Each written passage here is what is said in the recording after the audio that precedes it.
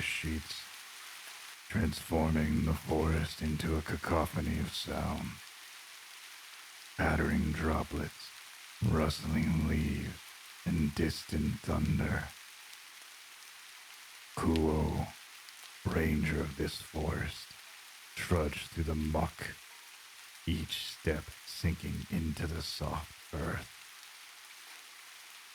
She pulled her drenched cloak tighter around her shoulders, her keen eyes scanning the horizon for any sign of the creature rumored to haunt these woods. A monstrous beast, said to be as tall and strong as the trees themselves. For weeks, villagers had reported sightings of a shadowy figure, a predator that terrorized their livestock and instilled fear in their hearts. Kuo had always been a guardian of the wild, attuned to its rhythms and secrets. Storm or sun, it didn't matter. She had her mission. As she navigated through the brush, she recalled the warnings from the villagers settled nearby. Fangs that could tear through trees, eyes that glowed like embers in the dark, and a howl that pierced the very fabric of the air. She knew that stories were often embellished, born from fear and superstition, but something deep down inside felt the weight of truth behind them. She paused to examine the ground.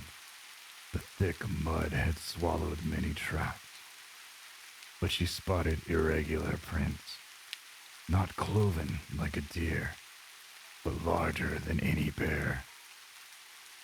These had claw marks, digging into the earth at the edges, a sure sign of something powerful and predatory, something that did not belong. The hair on the back of her neck prickled, and she felt an uncomfortable mix of excitement and unease. Kuo adjusted her grip on her bow, its polished surface slick from the downpour.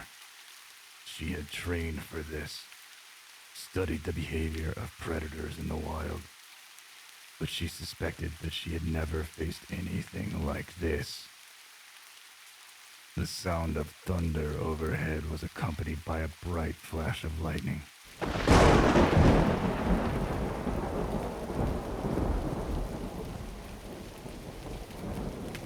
Illuminating the trees for the briefest of moments.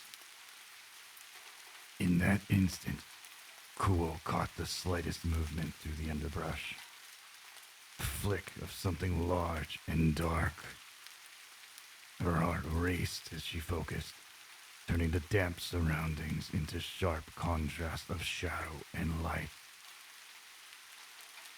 Another crash of lightning and thunder shook the ground beneath her feet. And the forest trembled in response. She moved stealthily, her senses heightened, each breath steadying her resolve. The rain continued, unabated as she tracked the creature deeper into the heart of the woods. Every now and then she would stop to listen, her pulse pounding in her ears, preparing herself for the unknown. The air was thick with humidity, and the smell of wet earth filled her lungs. Yet there was something else, an acrid smell that twisted among the earthy scents, and it drew her in like a moth to a flame. She stumbled upon a clearing, a small glade where the trees seemed to sway as if whispering secrets to one another. The ground here was trampled, a chaotic mix of mud and leaves indicating a struggle had occurred. Suddenly, a low growl echoed through the trees. Near barely indistinct from the thunder it rumbled, a sound that made her very bones vibrate with fear.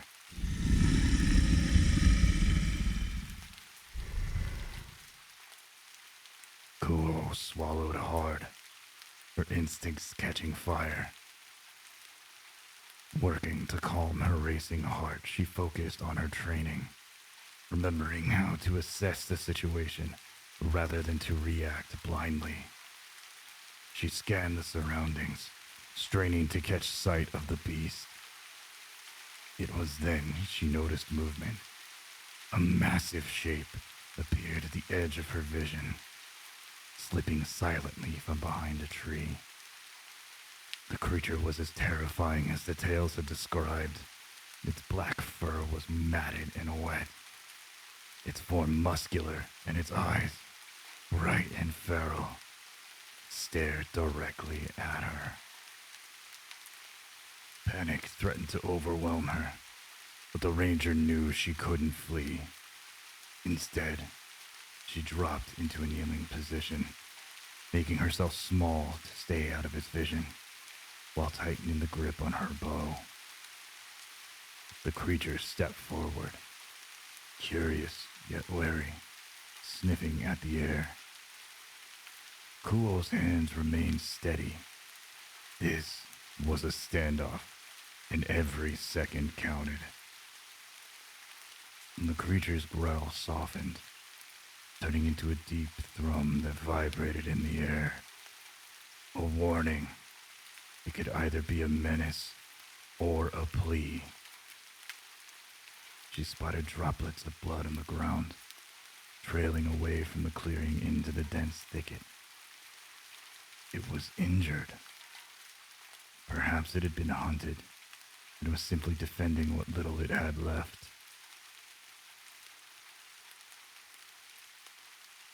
Compassion surged through her, battling against her instincts. She had come to stop a monster, but now she saw only a wounded soul. Compassion, however, did not come without risk.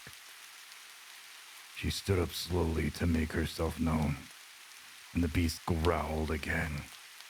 And Kuo took a cautious step back, holding her bow low.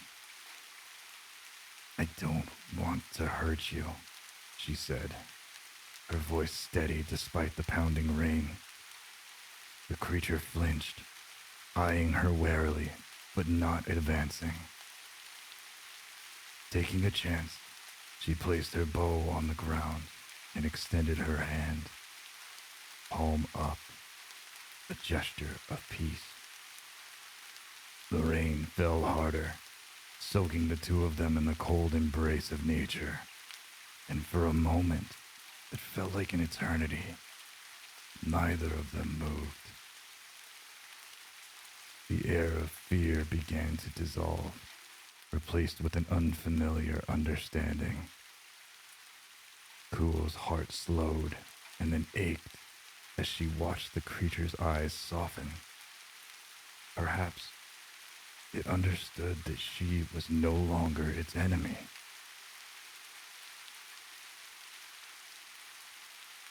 The moment suddenly shattered when a nearby branch snapped under the weight of water-soaked bark.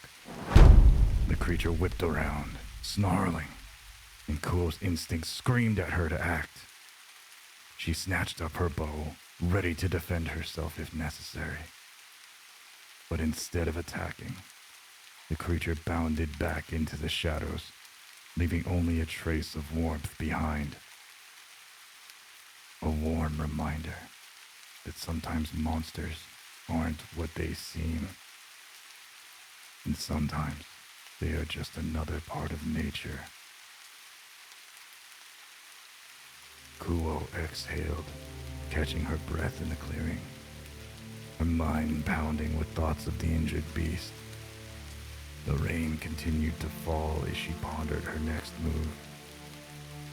Was it true that the line between monster and animal could be so thin? the stories of the townsfolk and glossed over the nuance. Perhaps it was her duty to share what she had learned, to bring light to the narrative. As she stood in the rain-soaked glade, Kuo made a promise, not to slay the monster, but to find it, to heal it if she could. And with the sky beginning to clear, a sense of purpose filled her. She would return to the village, not as a hunter, but as a healer. The forest had tested her resolve, but in its depths, it had also taught her that true bravery can lie in understanding, and not always in the blade of an arrow.